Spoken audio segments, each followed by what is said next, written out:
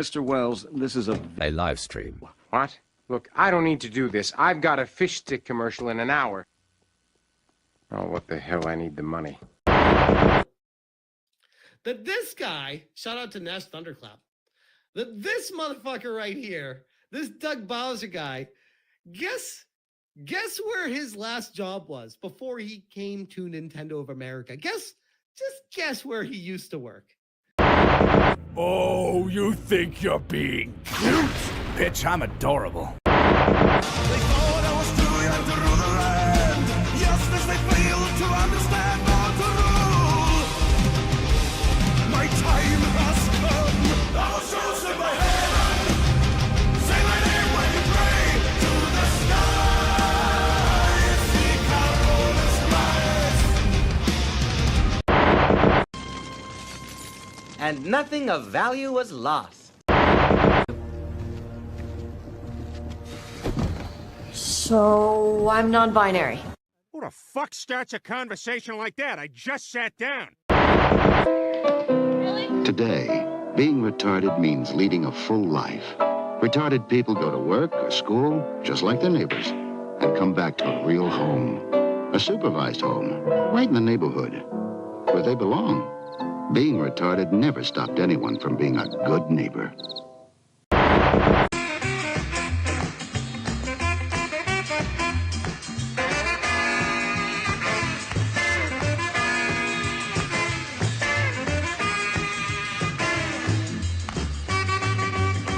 The N-word.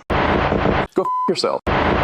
They're eating the dogs, they're eating the cats. Eat the cat, eat the cat. They're eating the dogs, they're eating the cats. Eat the cat, eat the cat. Now we have the opportunity to tell a new Indiana Jones story for a modern gaming audience. That's retarded. And queer.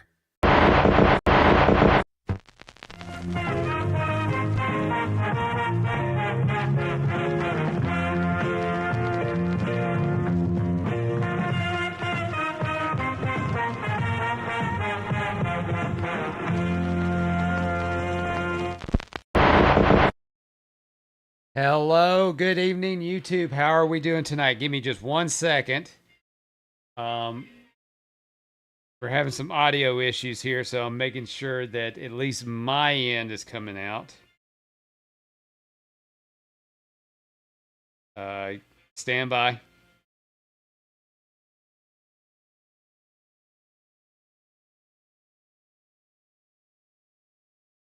All right. Okay. So my audio is A-okay.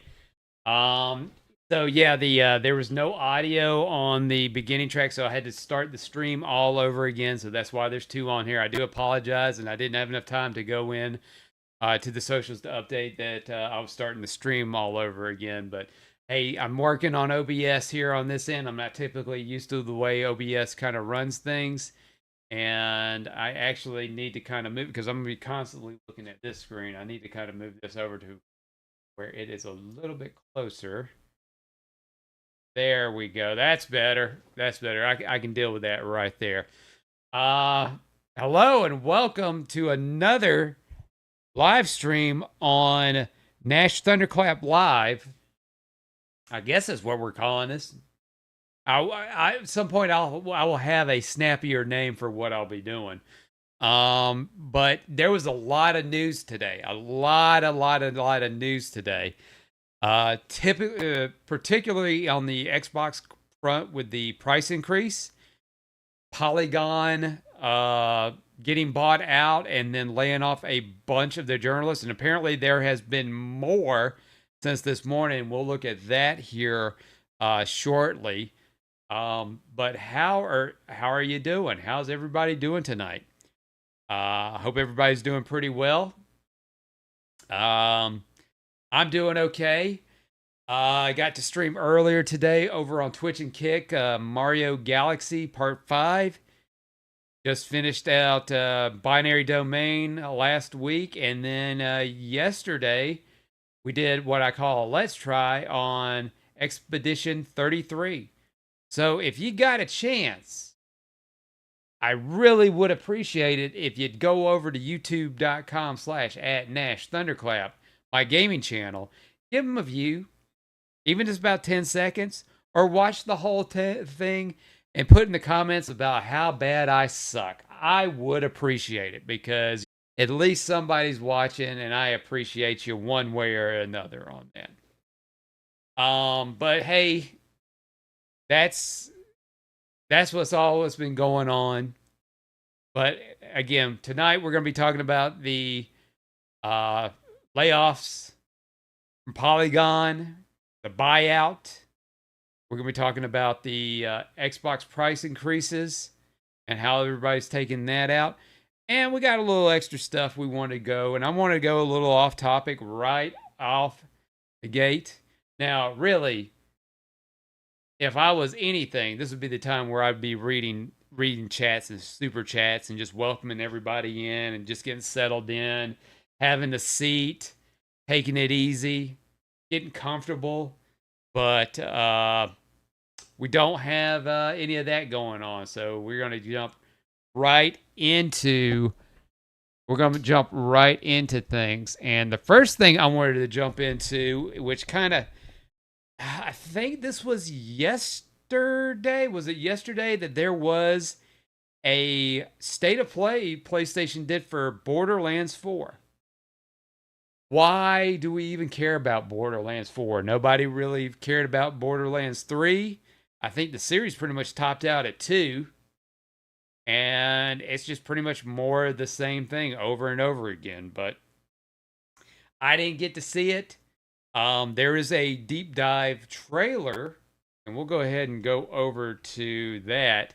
There's a deep dive trailer for Borderlands 4. I figure, it's about 20 minutes. We'll look at it, react to it, get our opinions on it, see what we think about it. Because I kind of am interested in how this one's going to be different, if at all. And because especially right now, because they are bouncing back from that awful Borderlands movie. And I really don't think that this is going to be something that is going to really revitalize the demand for Borderlands. I think pretty much at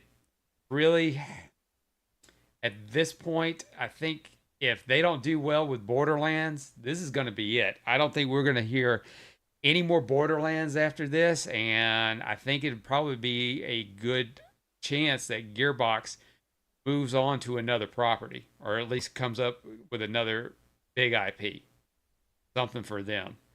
But hey, with that being said, let's go ahead and we will take a look at it. I'm going to do something to make sure this audio is coming through, so let's go ahead and get started. I'll play a little bit of it and we'll go from there. Heyo, I'm Randy Pitchford, founder of Gearbox Entertainment.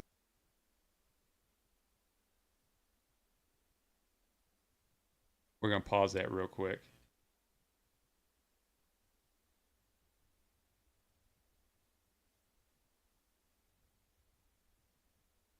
All right, I think the rest of this stream we should be okay. I'm sorry, it's just these audio issues that have been really bothering me.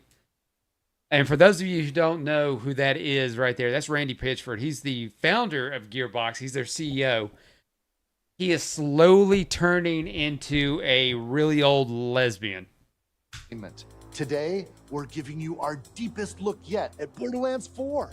All the excitement, loot, and gnarly carnage all running on PlayStation 5 Pro.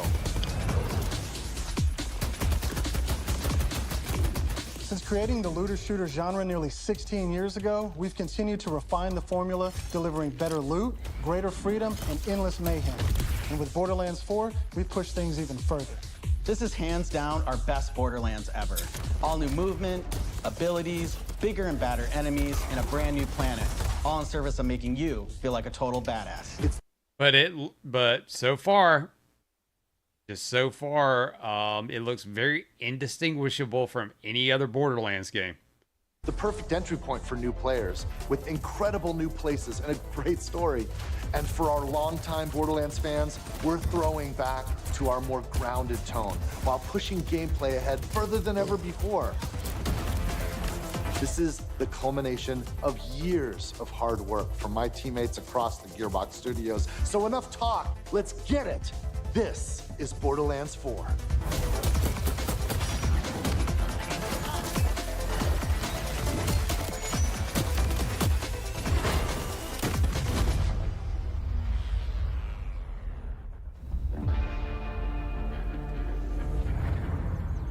Borderlands is an unforgiving sci-fi universe where life is cheap and guns are plentiful. You play as a Vault Hunter, a badass mercenary with powerful abilities called action skills. Today I'm playing as Vex, our new siren. She wields supernatural phase energy to devastating effect. She can use that energy to empower herself or channel it to conjure deadly minions that fight alongside her. And because everything's better in co-op, I'm joining as Rafa, a former TDR soldier who wears an experimental exosuit. He can digistruct an arsenal of weapons, like the razor-sharp arc knives. These are 2 of our 4 new Vault Hunters that you can play at launch. Borderlands 4 takes place on Kairos, an all-new planet steeped in conflict. And it looks like the last planet they were on. For thousands of years, the Timekeeper kept the planet hidden, controlling its inhabitants with bolts, cybernetic implants fused to their spines. Anyone who stepped out of line was brutally crushed by his army of synthetic soldiers known as the Order. That is until 6 years ago when Elpis showed up. This rogue moon was teleported away from Pandora at the end of Borderlands 3 by the legendary Vault Hunter, Lilith. When it reappeared across the galaxy, it crashed into the protective veil around Kairos. The results were devastating. A planet-wide cataclysmic event that disrupted the Timekeeper's perfect order. Now people all across Kairos have started rising up. Some even ripping out their bolts. And chunks of their brain along with it. Here it comes! That's the situation our Vault Hunters have crash-landed into. A planet ready to explode, and you're the spark. As you explore, you'll meet a cast of incredible characters. Fan favorites return, like Zane and Moxie. You'll also meet new friends like Rush. And as always, Claptrap is along for the ride. Yeah, you can't get rid of a mascot, right? Last but not least is Echo 4. This helpful drone follows you everywhere, hacking order tech, scanning the environment, and helping guide you to objectives. But enough of all that. Let's get into the game.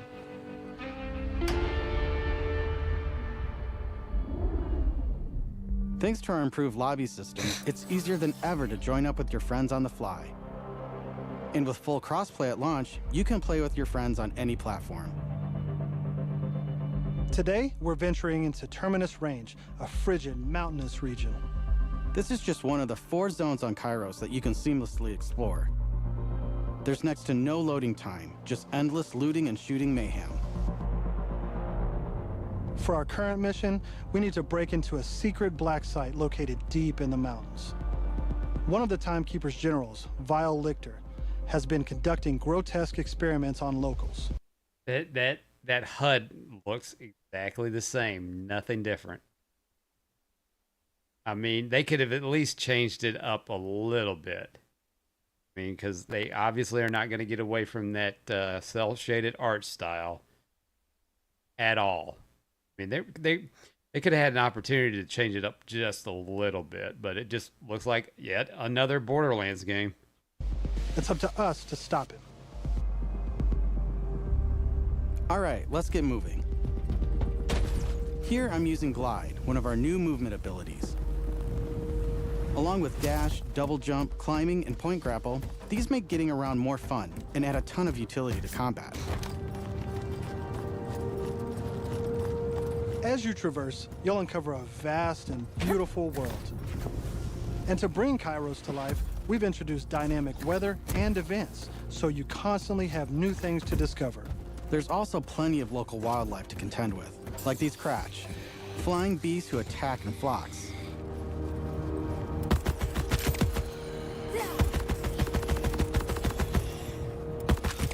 Here we've come across a silo, one of several new activities in Borderlands 4. You'll naturally discover short gameplay experiences like this all across Kairos. There's no need to pick up a mission first. These are auto-granted and tracked on your HUD. Silos house old, decommissioned order tech that you can hijack for the Crimson Resistance. With the help of Echo 4, we'll hack into their network and release the communications balloon.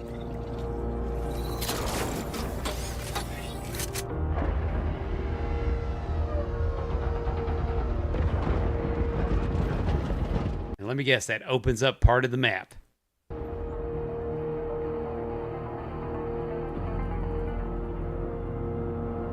Now that we're in charge, we can fast travel to the silo. And as a bonus, it's revealed the approximate location of a vault key fragment. We can collect these fragments to unlock a hidden vault, a high-level dungeon with challenging combat and serious loot.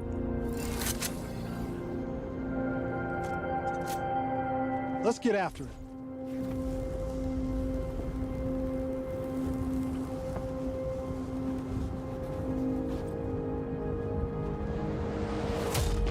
Oh, no fall damage. Okay. Another nice thing about silos is you can zip line up and take off.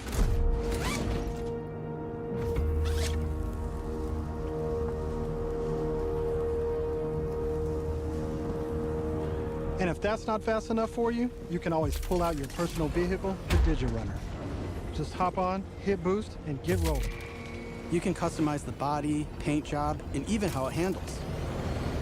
And because this is Borderlands, you best believe it has guns. Okay, so all right, I like that because I never played 3. I never played 3, but I know in 1 and 2 you had to like go to like a depot and you had to spawn a vehicle. But if this just pops up out of nowhere, I like that. I like that because that'd be something I would abuse maliciously.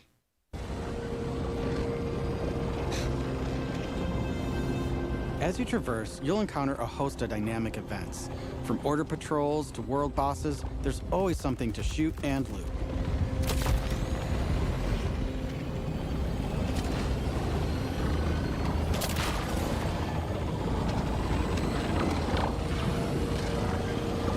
All right, we're coming up on an order outpost. Let's see the new movement abilities in action.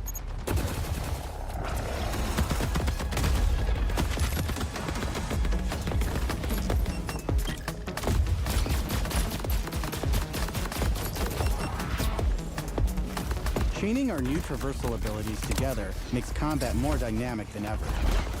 You can dash in and out of melee attacks, dodge projectiles, or quickly reposition to gain an advantage.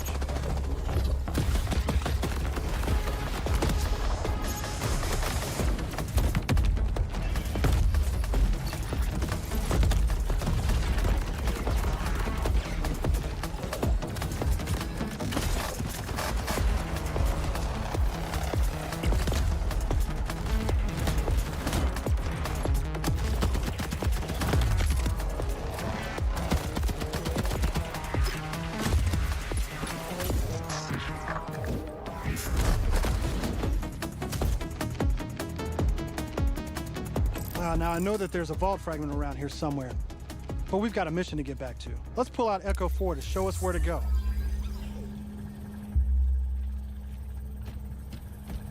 We're meeting up with none other than the Tigra Partali herself, Amara.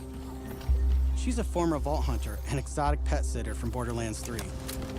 She came to Kairos in search of Lilith and is now helping us take down the Timekeeper.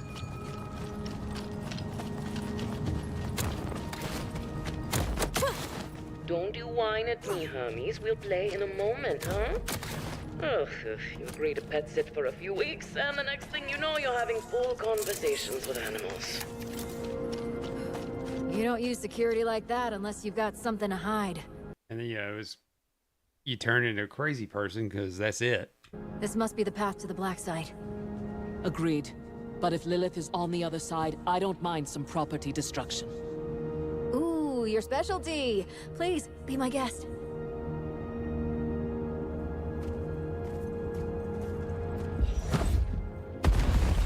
Come, let's throw some light on this black site of his.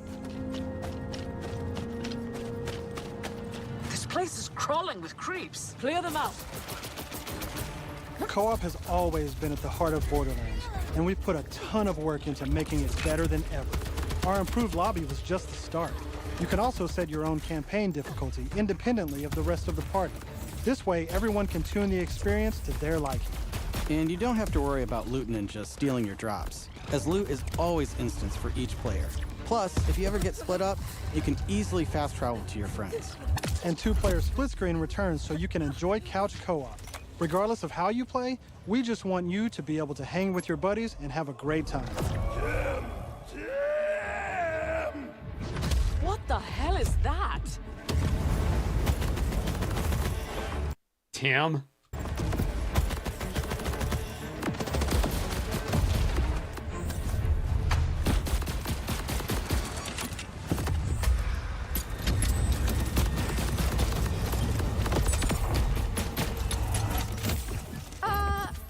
Everyone else heard the talking creep, right? Tim feels like the product of Lictor's twisted mind. Another of his experiments. If he's doing this to creeps, I shudder to think what he's doing to Lilith. We need to get inside. Oh, he's doing something naughty. Vent. Let's check it out.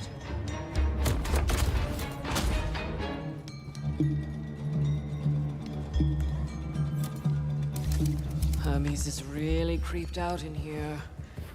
Not me, obviously. Hermes. Now that we're in the black site, let's take a moment to talk about loot.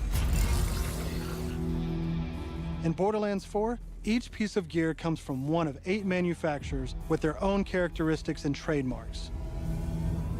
There's Jacobs, with crit-friendly black powder weapons, the elemental expertise of Maliwan, Vladov, who solve lower accuracy with more bullets, the toss to reload Tedior, or Torg with explosions!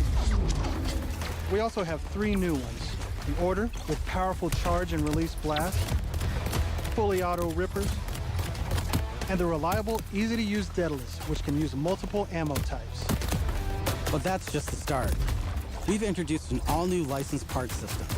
This allows for behaviors and abilities from multiple manufacturers to spawn in a single weapon. For instance, this flat-off assault rifle features a Torg mag, Hyperion shield, and a Maliwan elemental switch, meaning it shoots fast and explodes things. The higher the rarity, the more parts that can randomly spawn, creating wilder and wilder loot.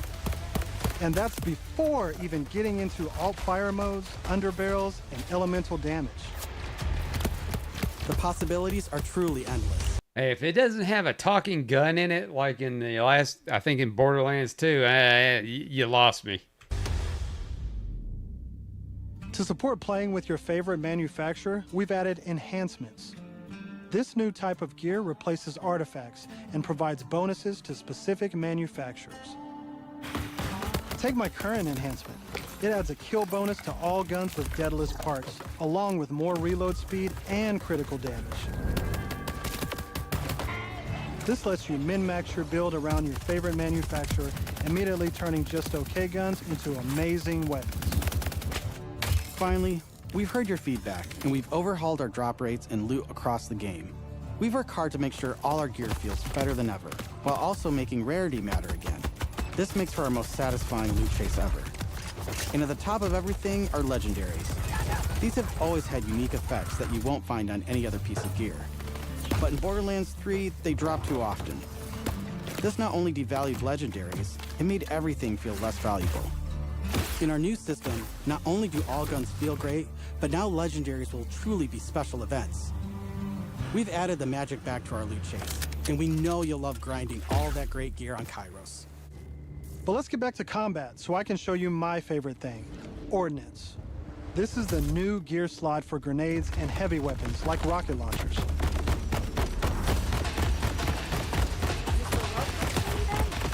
Instead of taking up a gun slot and ammo, Ordnance now has cooldown timers. No more saving the big guns for boss fights. Now you can blow stuff up as often as you want.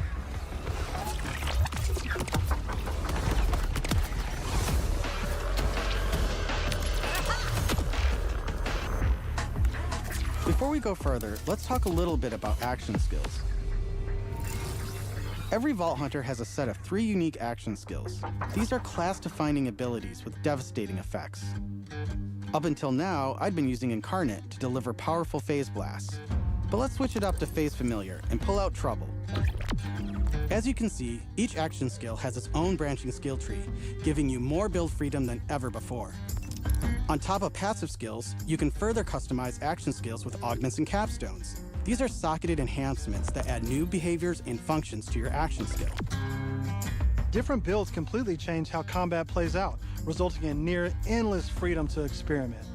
You can swap unlock augments or capstones on the fly, or completely respec your skill trees at hubs around Kairos. This gives us a chance to talk about traits. Each Vault Hunter has a unique passive ability called a trait. For Vex, her action skills attune to the element of her equipped weapon. So by swapping guns, I can change Trouble's damage from kinetic to shock, fire, or any other elemental type. And also, you can pet the cat.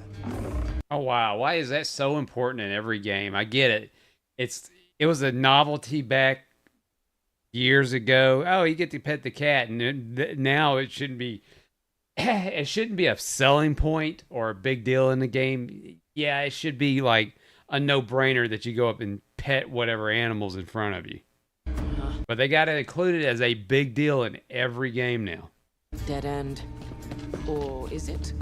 Let's see where this vent takes us. God. Are those test tubes?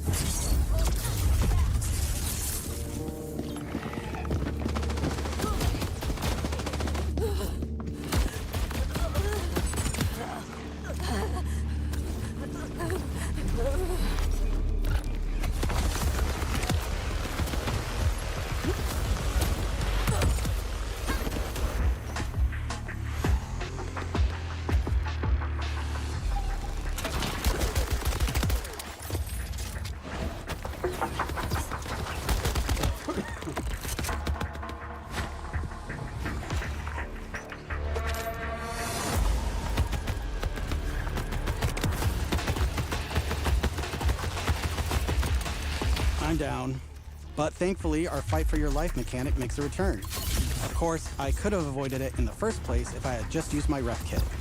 This new piece of gear provides health and other buffs, like temporarily boosting my elemental damage, rate of fire, or movement speed.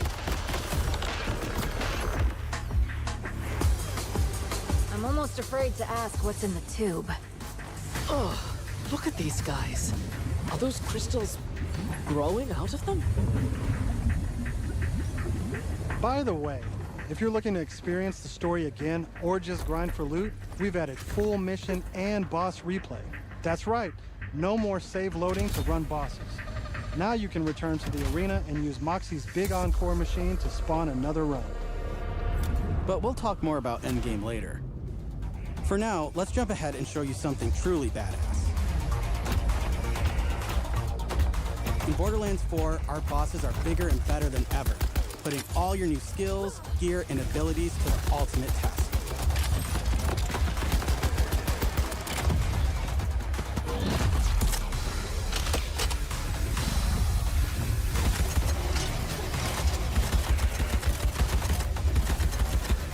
Whoa. Spoilers. That's enough of that for now. But we look forward to showing you much more this June at our first hands-on gameplay event.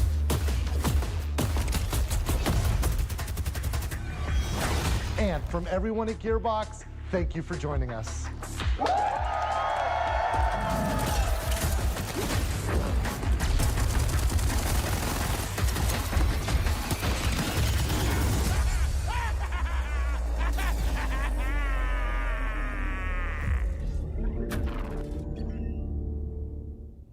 All right, so we got Borderlands 4 coming out September 12th, and they've got a event in June. And I'm really curious on why they made a state of play for this. I'm really curious about that. But it just, I don't know. It seems like they're banking a lot on this game, but I don't think they're going to get that much out of it. It's going to come out. I don't think it's going to get quite the coverage that maybe they think it's going to get. If Borderlands 3 was any indication, I don't think it's going to be that big of a seller. But I don't know how big. I just know from what I saw from Borderlands 3, it went to a deep discount very quickly. I think when I worked at GameStop my second go around, I think the game had been out for a year at that point, and they were already at some cases selling it for $10 when they were putting it on sale, and their regular price was either 19 or 29. I can't remember, but we didn't get a lot of people coming in and buy it. They didn't buy it used or buy it new. I just don't think that Borderlands has quite the punch that they think it's got, and it's kind of sad. But I mean, at this point, it's pretty much wash, rinse, and repeat. It looks the same with that self-shaded graphics and looks to it. It's a new planet, but the new planet looks like the last planet. And your main thing in the game is to get whatever guns that you can get, and it's supposed to be randomly generated guns. So like not two guns are the same. So, I mean, that's going to be interesting to see. But if they're banking on this being one of the big holiday releases, I just think it's going to come up short. I think it'll come out September 12th. You won't get as much coverage on it as you think, unless it turns out to be something that will just be a total surprise. But it doesn't look like it. I think this will be. If they do any more Borderlands after this, then they're just tone deaf. They're just honestly tone deaf. And again, I loved Borderlands, but how many times did they re-release the other games? I think up until before 3 came out, they released 1, 2, and the offshoot one. I can't remember what the name of it is right now, but they re-released those on every system just constantly, either in remasters, well, not remastered. Yeah, well, I guess remasters and then box collections. I mean, they've re-released this over and over again. I think Borderlands and Last of Us are pretty much running neck and neck on the re-release train. But we'll just have to wait to see. When September comes around, September 12th, we'll just see what, if anything, can pull this into getting people interested in the game. So we will see. Also, will it be $80? I mean, that'll be a interesting thing to look at. Will this game be $80? All right, we will move on to our next subject here in a second, but I'll be right back. I gotta do something just really super quick, so just stand by.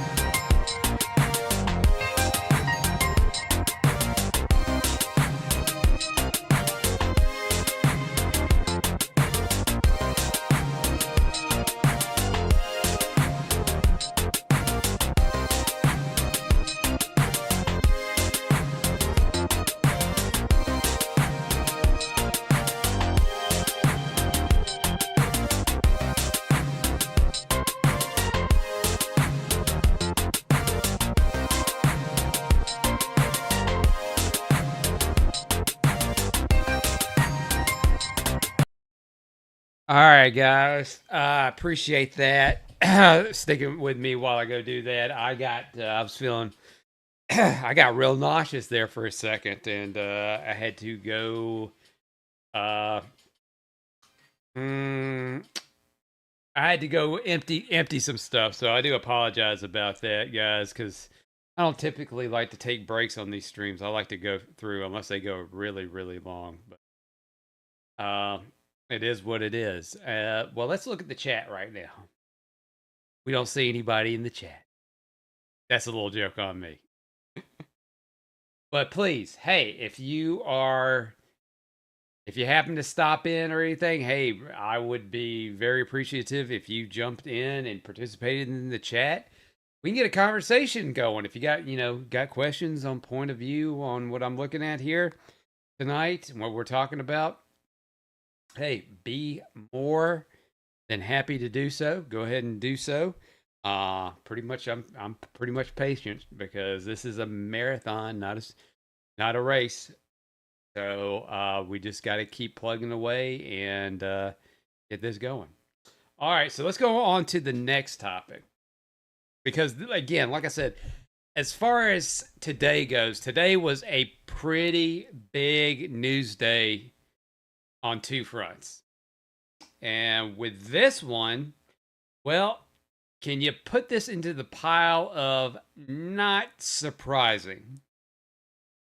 Because for the last couple of years, video game journalism has not been what it used to be. And we all know that.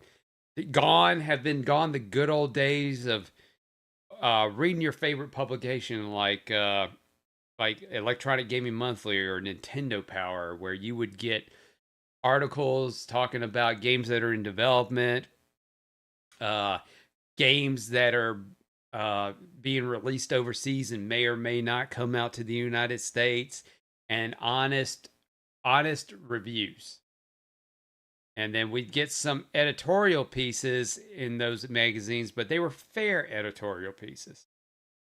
And kind of fast forward to today, where after the 2014, pretty much journalism has gone down the tubes when it comes to the gaming sphere, where you have news sites that cater to the publishers for biased reviews and biased articles about games that are coming out.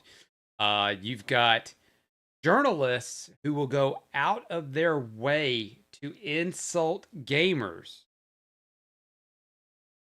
because the gamers are not liking what they have to say and they're very critical about it. And then you also get them putting in their political spins in every article. Like there's that famous PS5 review article that came out right around the time the PS5 was being launched.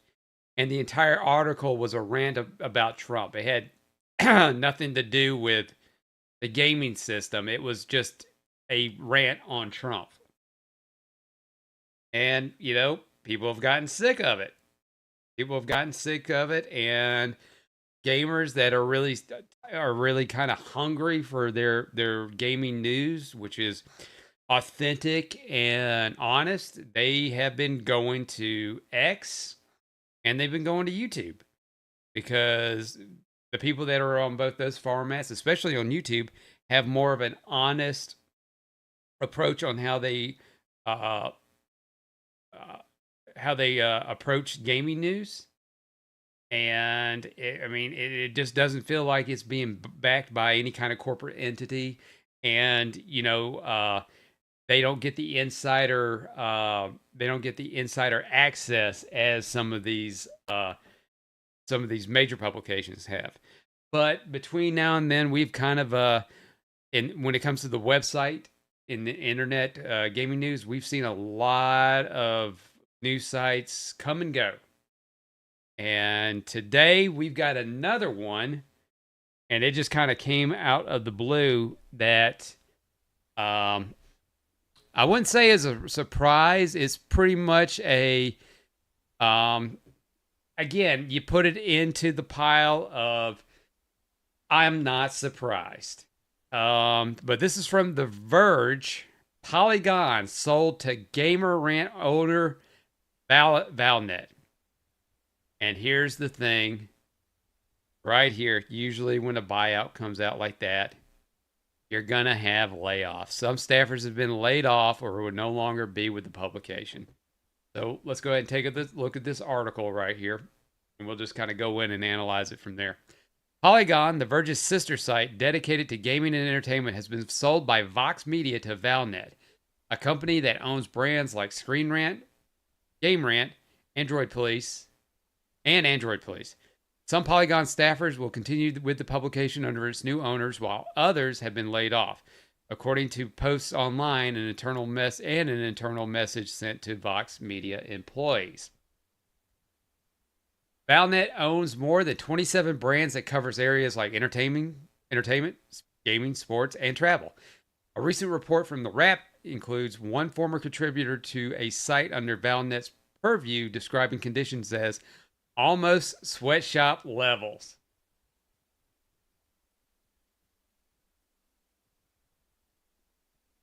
That means they are trying to get them to crank out as many stories as possible so they can stay relevant, because this type of media is dying.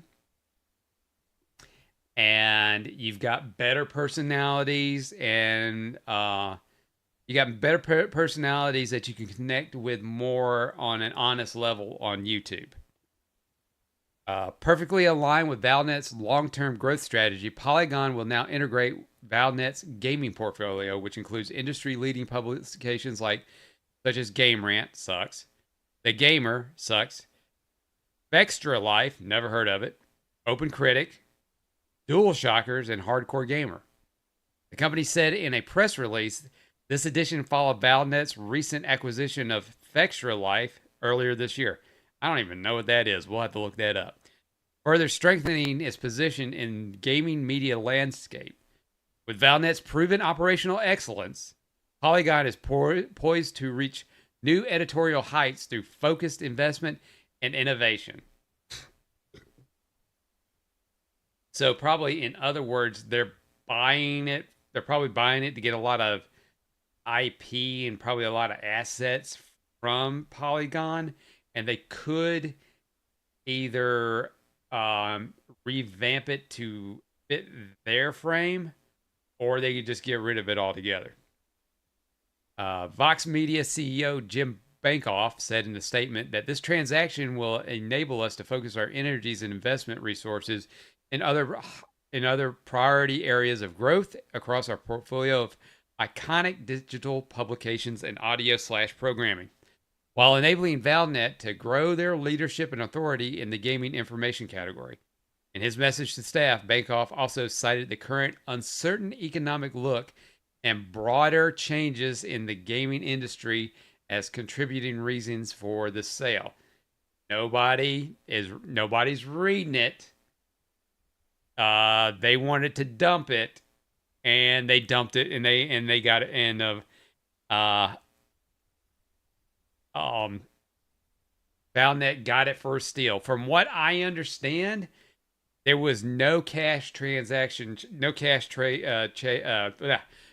changed hands. Vox just pretty much got stock in Valnet. That was the trade-off. So they got no money for them. All right, and then right here, I'm no longer with Polygon, says former editor-in-chief Chris Plant. If you're hiring, please consider the many talented writers and editors now on the market. Every one of them deserves a spot on your staff, and I won't be talking more about the sale because I wasn't involved. And then we've got a couple of people here from affected staffers like Michael McWhorter. I had a great time working at Polygon. Please let me know if you have any cool job openings. Nicole Carpenter.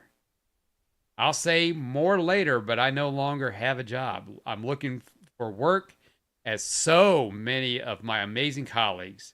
I have lots of ideas and things I'd like to write. I'm really in shock. And then Anna Diaz. I'm working amongst many folks who got laid off today.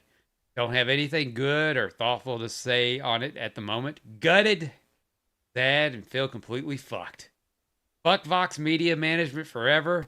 They did this shit on May Day. Vox Media Union forever. Yeah, she should have really capitalized they and then May, maybe day. So I'm pretty sure she wasn't an editor, maybe. Steve Volk says, along with just about everyone else here at Polygon, I am now out of a job, ending over a decade at Vox Media for me. Working at Polygon was a wonderful experience, and I'm proud of the work we did there. I'll be looking for work, as well as starting my own projects on the side. Stay tuned. It's Petrina Rachevolich, and, with the pronouns. Again, capitals. Jesus Christ, these people are supposed to be journalists. I was just thinking earlier this week, man, I love my job. I'm so excited to jump onto the summer blockbuster season. And now I don't have my job. So, okay, again, how many, I count 1, 2, 3, 4 I's not capitalized. Supposed to be like news media people. Matt Leone, apparently I'm out of a job. I really can't complain too much. Polygon was a great place to work for the last decade plus. But if anyone's hiring, please reach out. All right, how many more we got? Ryan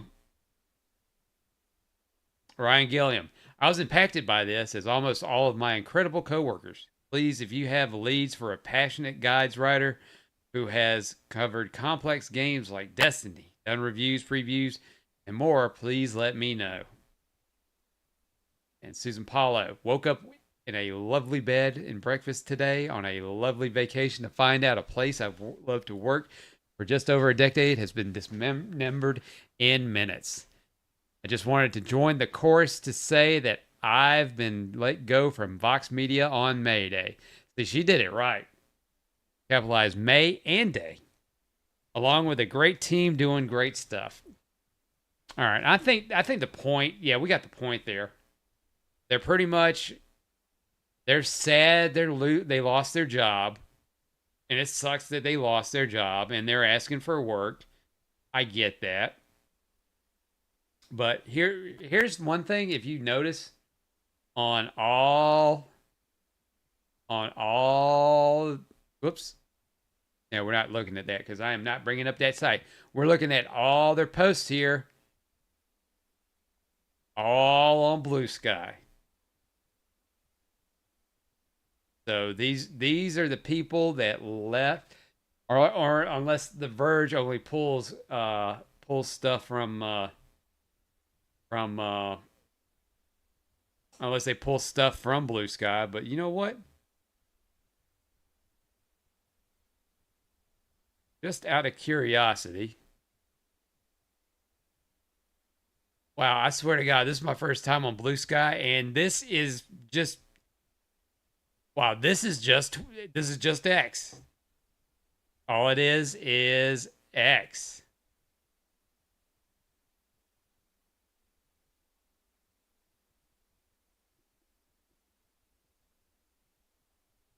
All right, let's just see.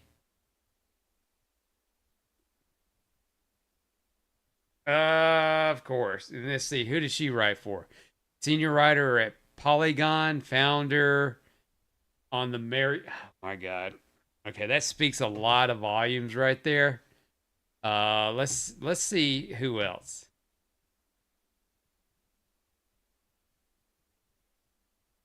Of course.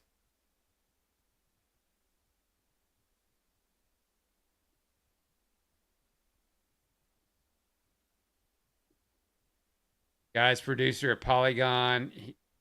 And when was the last time he did anything? It was March 4th. So it would be safe to say, I would guess all of these people that work for Polygon, they left X and went to Blue Sky.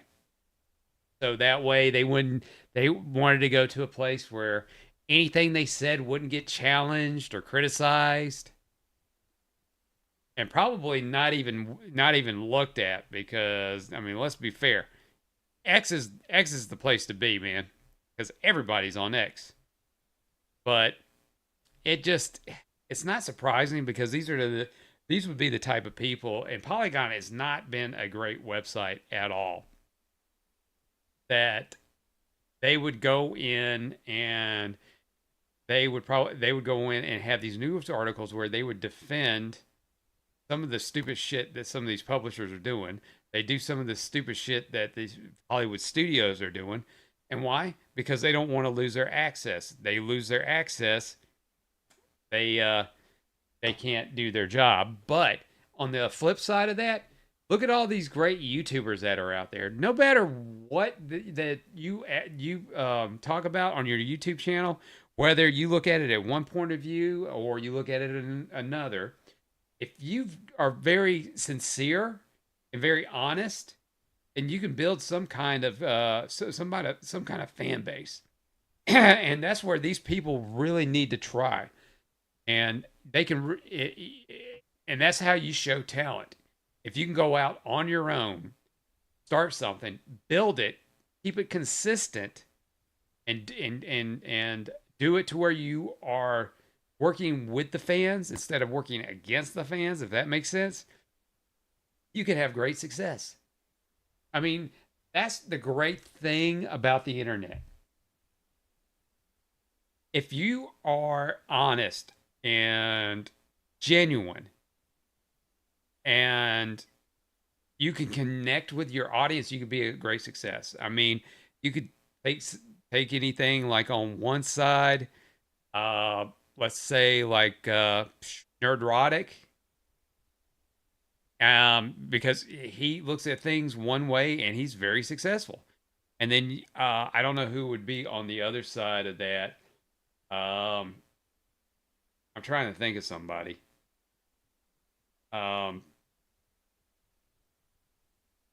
You got me. But somebody, let's say on the opposite side of Nerdrotic, and there are some that are out there that are very, very successful at an opposite point of view. They're pretty successful too. So, I mean, if you're genuine, you're going to succeed. And that's your best way of getting out of this corporate kind of, because the thing is, they're going to get a job. They probably will get a job somewhere. And all it is a stay of execution, because you're going to go there and there's probably a ticking time bomb on that gaming website. And then it's going to go away. And it's not just gaming news in general. You're looking at all types of news. People do not have confidence in the mainstream media at all, because for years they have gone and they have lied to people.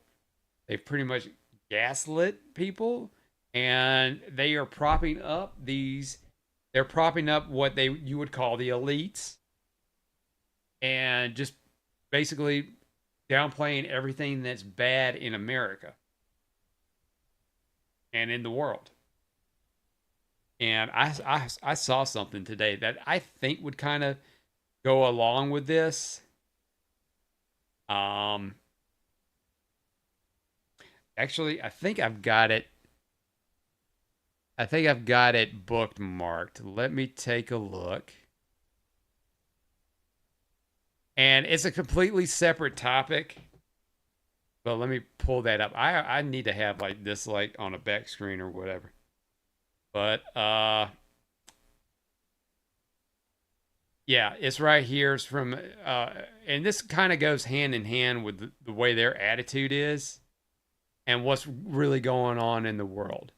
I think that this is, yeah, this is it right here. So we're gonna take a look at that. You talk about due process. The Biden administration made the decision to give extensive due process to two trained Nicaragua terrorists that were apprehended at the border just a couple years ago. They were two gentlemen. They were from Venezuela. They were members of Train Aragua. The Biden administration and Border Patrol apprehended them and made the decision to provide them with extensive due process, put them onto a program known as supervised release, and put them on ankle monitors so that they could go through a lengthy legal judicial determination as to whether these legal aliens who had just set foot on U.S. soil might want to live in the United States for the rest of their lives. What was the result of that decision? What was the result of that choice that was made? Those two men kidnapped a young girl named Jocelyn Ungary from her family. They beat her, they sexually assaulted her, they tortured her, they stripped her, they murdered her, and they dumped her body. That is what the Biden administration's policy was. Most of your papers never covered her story when it happened. To the extent that you covered it at all, it was because President Trump forced you to cover it by highlighting it repeatedly over and over again. He had to shame you into covering it. And each and every one of you that sides over and over again with these MS-13 terrorists, to the extent that you have the financial means to do so, you all choose to live in condos or homes or houses as far away from these kinds of gangbangers as you possibly can. If I offered any one of you a rent-free home with no taxes to pay in any of these gang neighborhoods, and I said your neighbors are MS-13 terrorists or Mexican mafia or Sinaloa cartel or Train Aragua, I couldn't pay you to live there. But yet you, with your coverage, are trying to force innocent Americans to have these people as their neighbors, and that one day their daughter may be abducted from their home and raped and murdered. So you're not going to get an ounce of sympathy from this administration or President Trump for the terrorists who've invaded our homes and our country. So, I mean, this it's kind of the same message. I mean, it's a completely different topic altogether, but the message is kind of clear when you want to compare it to a lot of the journalists. And if you want to kind of like bring it down, like what he's essentially saying is they're kind of so far outside of their bubble that they don't care about everybody else. So let's say as far as games journalists goes, they're in their own little bubble and they don't want to appeal to those nasty gamers, the people that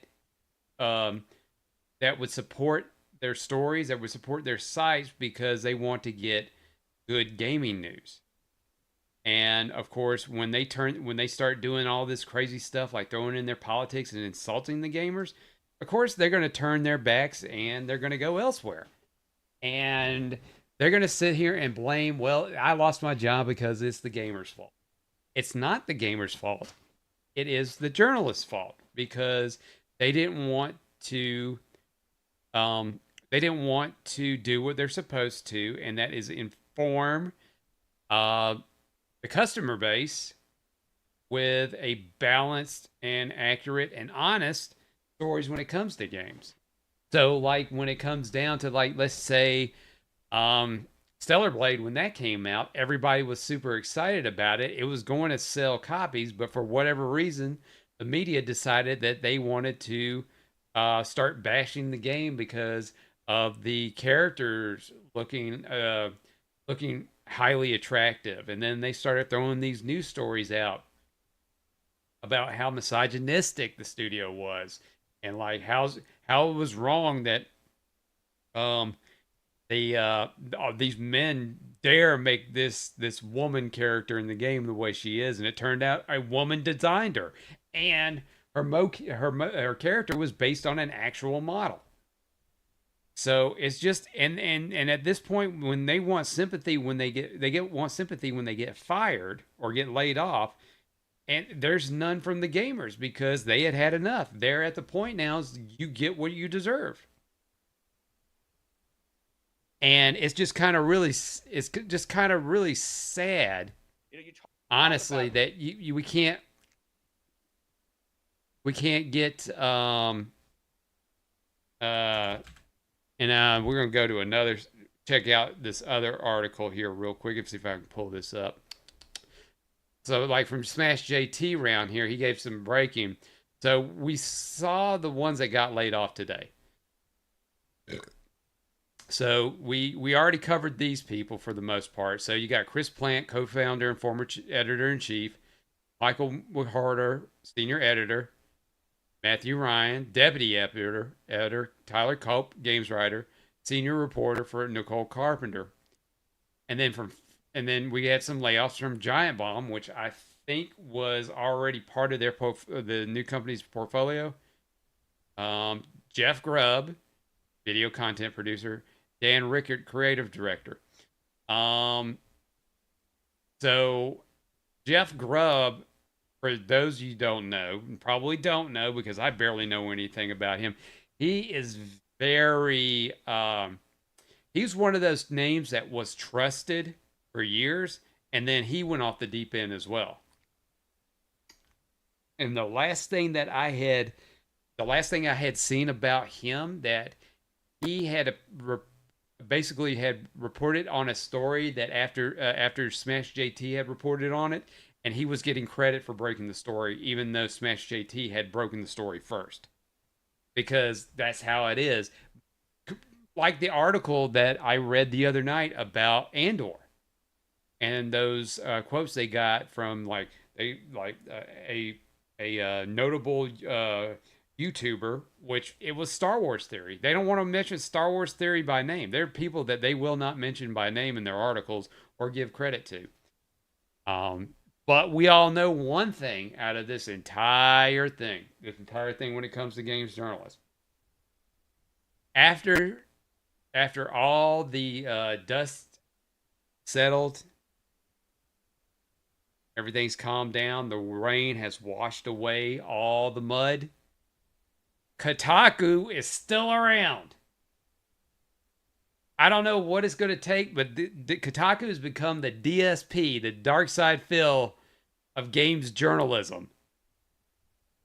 They can do everything possible wrong, and they have, and they're still around. They'll lose people, they'll downsize, but they'll still be around for whatever reason. Will it be quite as strong as it has been? Nope. Because it just slowly goes down down the slope of popularity. I don't even know too many people that go on there anymore. I mean, even the YouTubers that I follow and they cite news sources, very rarely do they pull up something for Kotaku. And then when they do, they will say, I can't believe of all places I'm pulling this from Kotaku.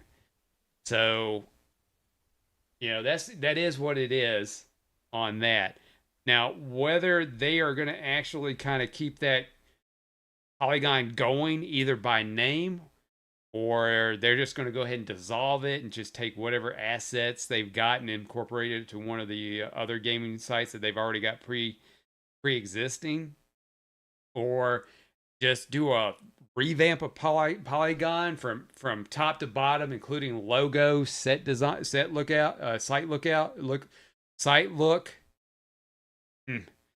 and just go in with a whole new team that'll revamp it and start hitting their news from a different angle, which at this point that would be their thing to do. You come at it with just a brand new perspective.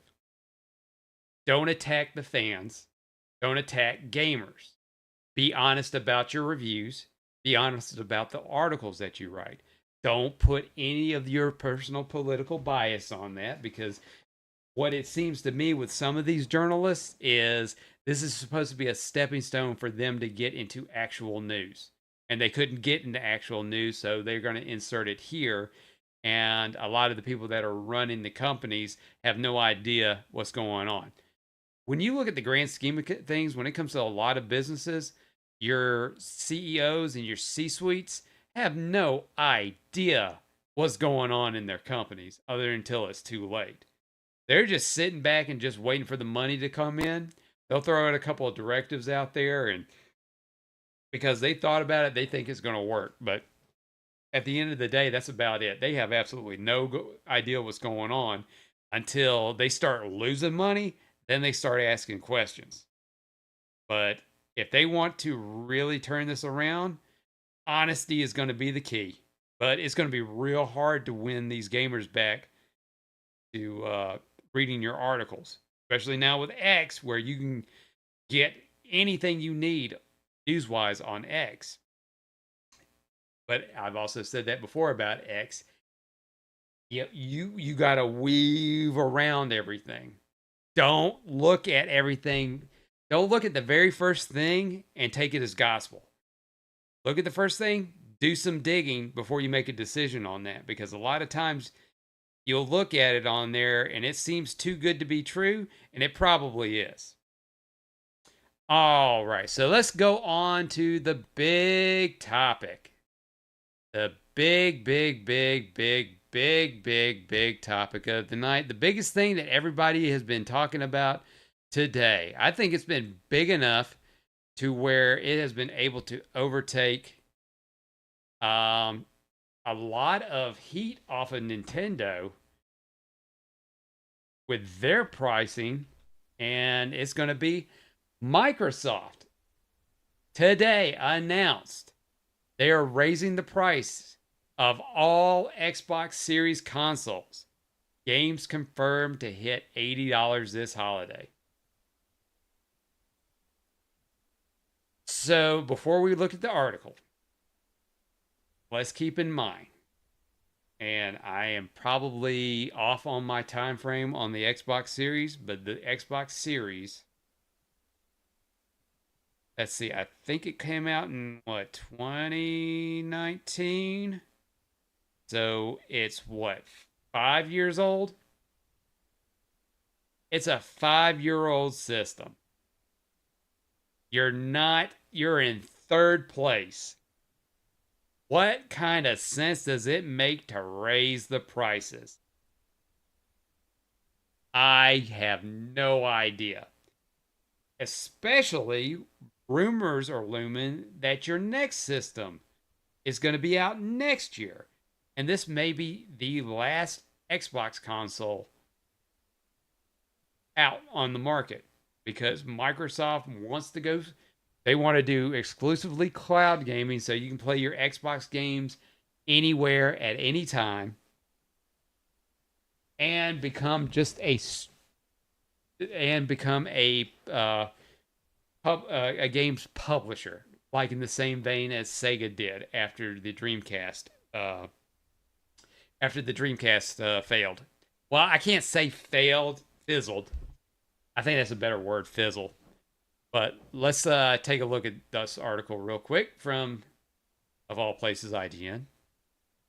Microsoft is raising prices on the Xbox by a lot.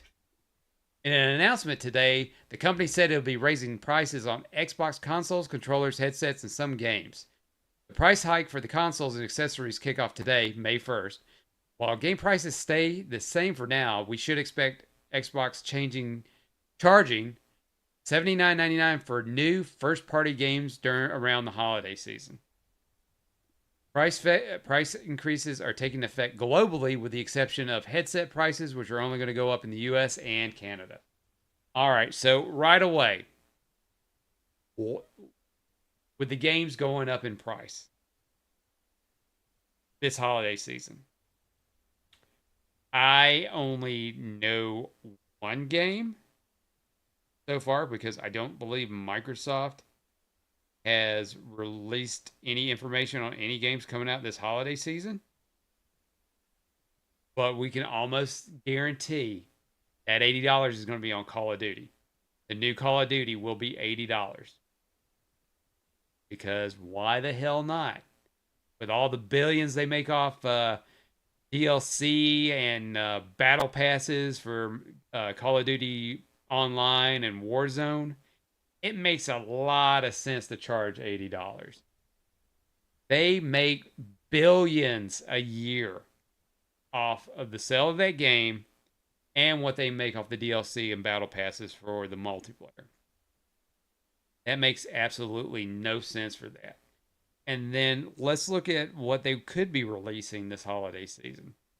I'm pretty sure they're going to announce, probably around June or July, whenever the time E3 is supposed to happen, whenever that E3 season was, or Summer Games Fest, or whatever it's going to be called. I'm sure there'll be a new Forza that'll be announced. I think they announced they're going to be announcing a new flight simulator. None of those warrant an $80 price tag. but that's what they're going to charge it on. Could we be getting that Emergence Day Gears of War game this holiday season? Nothing's been indicated going in that direction. There's not going to be a new Halo. So, I mean, I just honestly don't get it. What could they have that's going to be charging this? Now, of course, they say $80. Now, keep in mind, this is all Xbox, right? Well, what about PlayStation? If these games are going to be $80 on Xbox, will they be $80 on PlayStation? Or will they keep to the $69.99 price point on PlayStation? On Switch? Oh, no, well, wait. This is Switch 2, so they'll be $80. You already are going to cost... But, you know, they could say, well, as far as Call of Duty, yeah, you got it on Game Pass. It's free on Game Pass. Okay, but if people still like to actually buy their games and they don't have Game Pass, I mean, if they're going to be $69.99 on the PS5, you're just already enticing people to go and buy their games from PlayStation. But that's going to be the next announcement. Sony's going to be announced. They'll be the next ones to announce. They're going to raise their prices to 80 games. Nintendo set the standard. Everybody else is going to follow suit. Now, I don't got no idea why they're raising the price of the console, and we're going to look at this in a second. But it just at this point, they should be lowering prices. Get as many of these systems in the homes as possible. Because a lot of people don't do PC gaming. It's on the rise, but they don't do it.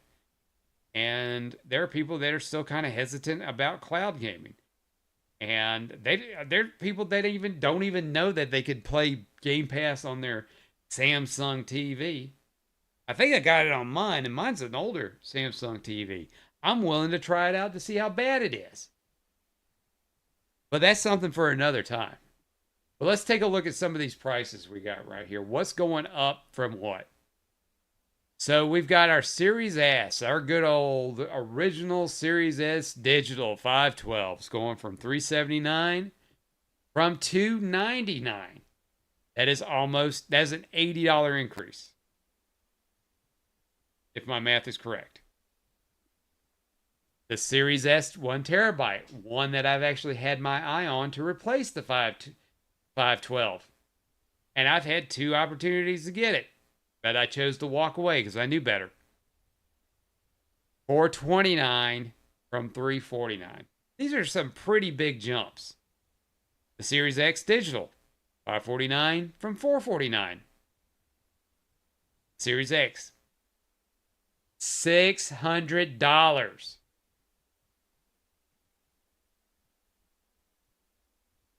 $600. And you know what? I'm going to go wide here. I need a comparison sheet.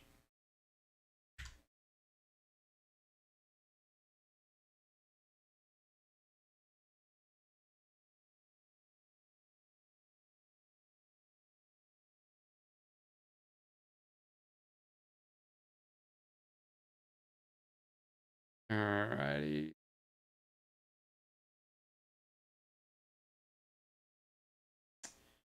Let me take a look here. Okay. So we're going to compare and contrast real quick, right? All right. So we're going to go back and forth. So where are we? Okay. Boom. All right. The 2 terabyte Series X from this one's ridiculous. From $600, $729. A $130 markup. All right, so the cheapest Xbox system right now is the Series S, $379. What we got on PlayStation? The cheapest PlayStation with a game is $400. And this is a digital. So for the extra money, you're gonna get a game with that. But I'm pretty sure without the game, it'd still be $400. So PlayStation 5 disc version console. So that's $449 as opposed to $600 for the Series X. That would be the comparable model. $600. And then the PlayStation Pro is $700. And I believe that is a 1 terabyte.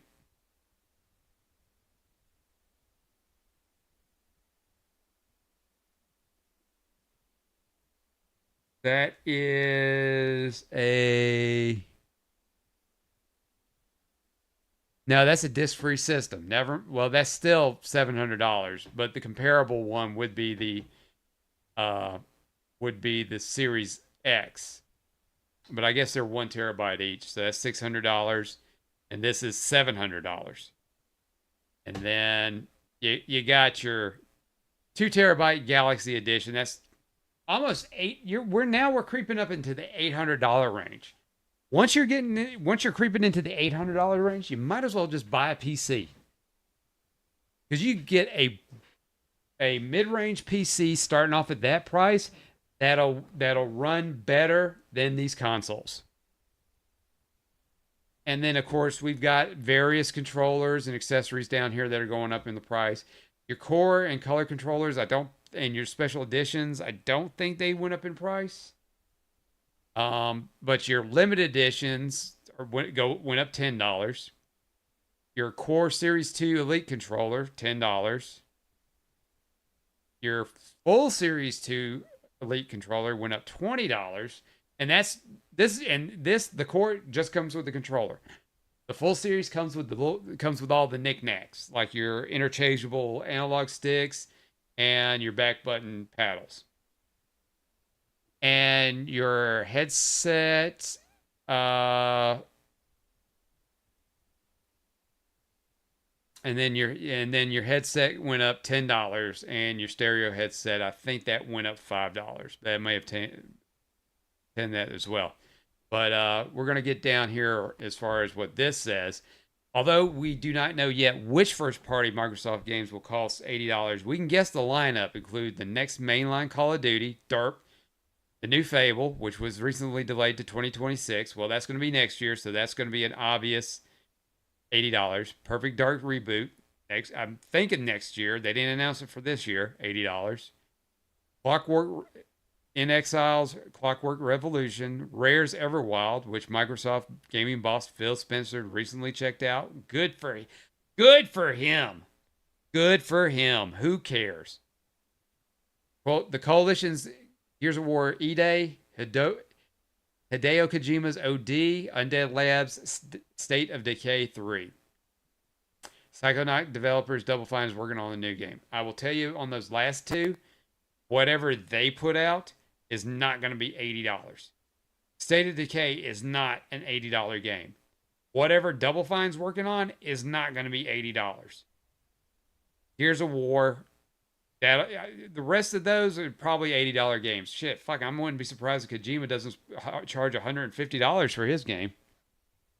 But there's also Outer Worlds 2, which that'll be out soon. I don't know if that's a holiday release, but that could be $80. Nintendo set the bar. Everybody else is copying it. This is going to be a very interesting holiday season. Because as I said before, with the Switch 2, the Switch 2 is going to be successful. It's going to be successful in its first year. It's what kind of legs is it going to have after that? Somebody brought a good point up about Switch 2 today. If you got multiple kids and they're all young, yeah, the oldest one may get a Switch 2, but we're not going to give the youngest one Switch 2 because their Switches have cracks in them. They're dinged up pretty damn bad. And this is going to be a $500 system. Yeah. I don't see how that's going to work. But I don't think the system's going to be the deciding factor. It's going to be looking at those games at $80 a piece. That's going to be the deciding factor. Because, again, the majority base on Nintendo is families and kids, not hardcore gamers. Hardcore gamers and fanboys will get the system first, and then the families and all your casuals are going to trickle in from there. But once they see the prices on the games, that's going to be, especially Nintendo first-party games that will not go down in price, that's what's going to turn them away. Now, let's go on to the other side of it, where your biggest fan base on both a Sony and Microsoft console is going to be your hardcore gamers. And they will, if they haven't walked away and gone to PC, they will do it. They will buy their big franchises if they want to, but there's going to be a point to where I can't buy as many games as I used to. Because as inflation's going up, again, wages aren't going up.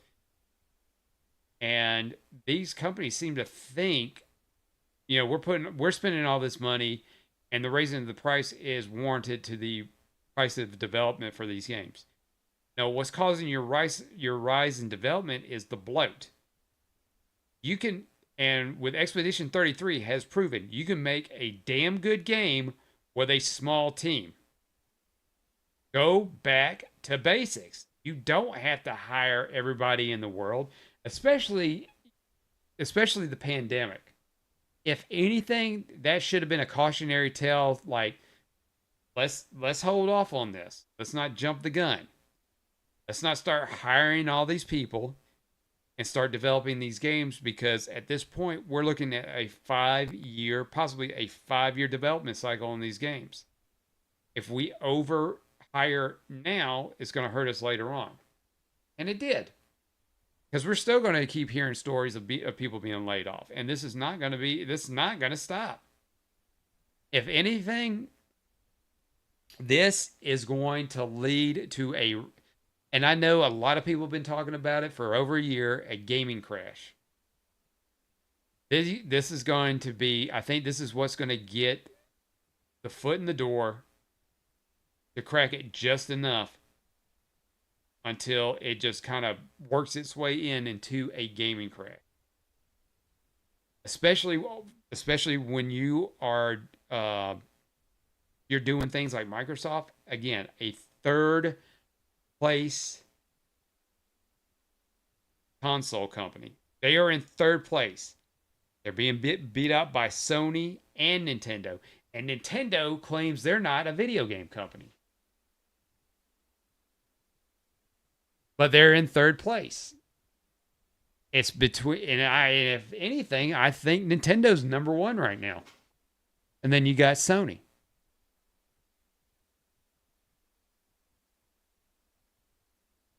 And your idea is to raise prices. But what this is going to do, because they're already putting game plans into place if you look at it, and this is just my theory on this. These companies are putting a lot of focus on PC. Why would Sony, who has always been like as exclusive and to themselves with all of their product, decide all of a sudden in the last couple of years, hey, maybe we need to go to PC route. Hey, you can use our DualSense controller on the PC, right? They're slowly building a backdoor once the console game is done. And they want to keep their IPs going, and PC is going to be the way to do it. Microsoft has always flirted with PC gaming. They've done it for decades. Got into the console market, didn't have a great run with the original Xbox, had a fantastic run for the 360, decided that they got too big for their britches, pretty much like Nintendo is right now with the Switch 2. And they did that with the Xbox One, and they have not been able to recover since. Sony tops of their game, put Nintendo in their place with the PlayStation, kept that dominance with the PS2, especially with the the adoption of DVD, stumbled and got a big head like all the other two did with the PlayStation 3, trying to justify the high price of that and a system that was hard to develop for because of their cell processor. But then towards the end, they were able to gain some ground back because they found their inner peace. They got level-headed back to where they were for the fans, and they've been very consistent with they were consistent with the PlayStation 4 and they were consistent with the PlayStation 5. Both systems, but I mean, it was a rocky start with the hardware availability, but they've kept it going.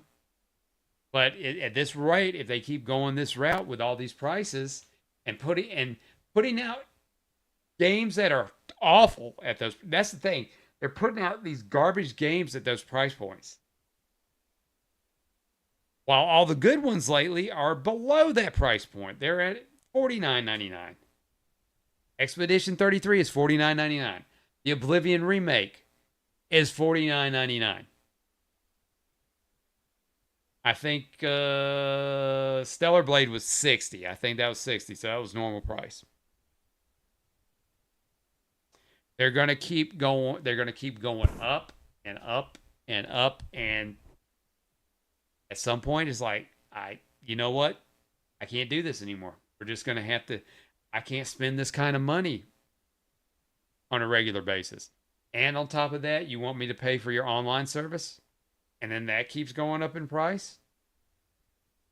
And then when I pay for that $80 game, oh, you want me to pay another $50 for an expansion pack? Oh, I've got to pay $20 for this this little bundle kit here that's got Seth Rogen in it and Jay and Silent Bob? What does it get to the point to where it is actual necessity for making up costs in development versus we're just doing this for greed?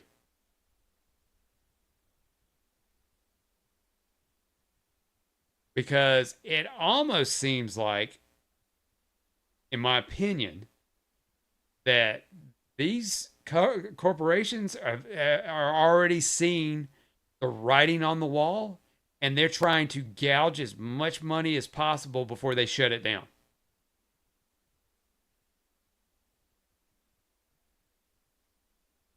And you know, that's the thing with business. It's so short term. But technology is always evolving. Why make a console where we're constantly having to update it and we're constantly having to upgrade it and put the newest technology in it and sell it at a loss, where we just put our games on PC where the customer is responsible for the hardware. I mean, that sounds like that would be the better deal to me if I was in their shoes.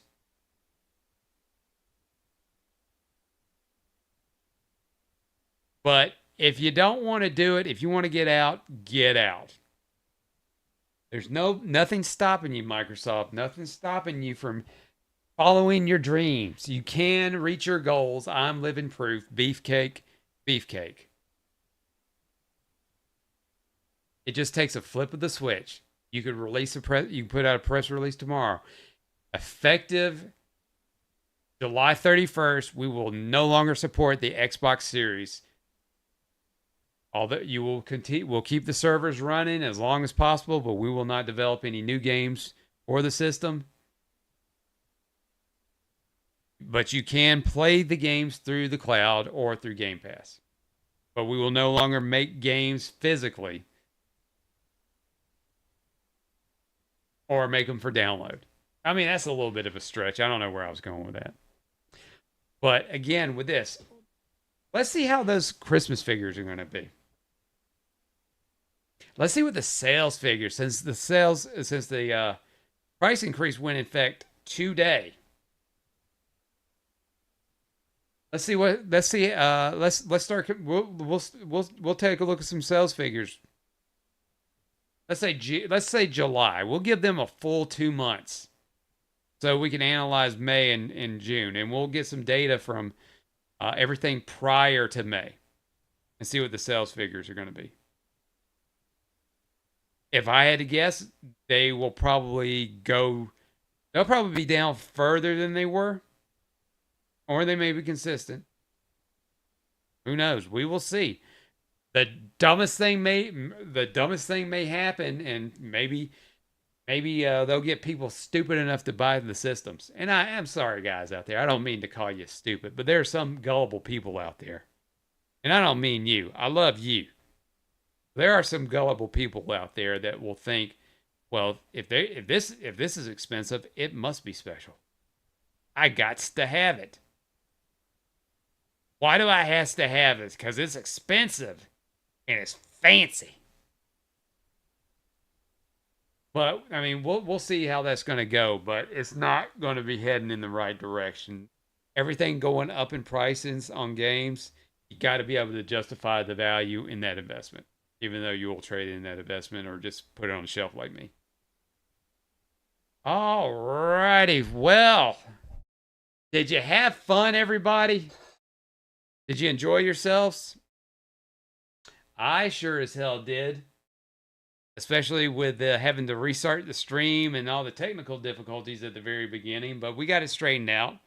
It's a step-by-step process. We keep it going as long as we can.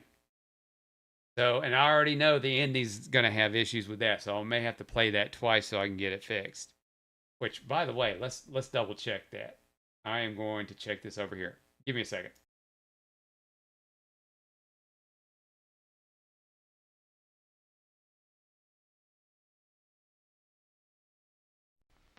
Capable evening of entertainment.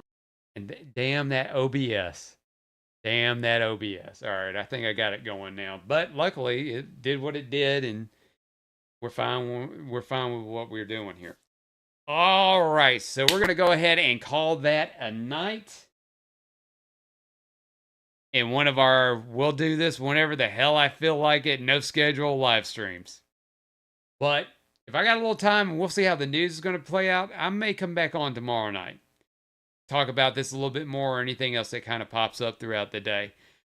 But if you get a chance, don't forget to check out my gaming channel, Nash Thunderclap. Just got uploaded today's Super Mario Galaxy playthrough.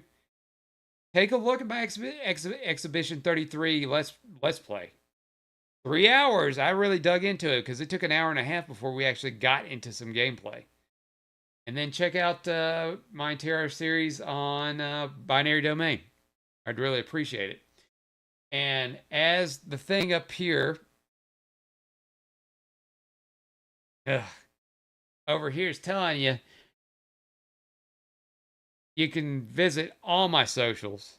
Instagram, Facebook, Twitter. It's all Nash Thunderclap. That's where you get all my updates.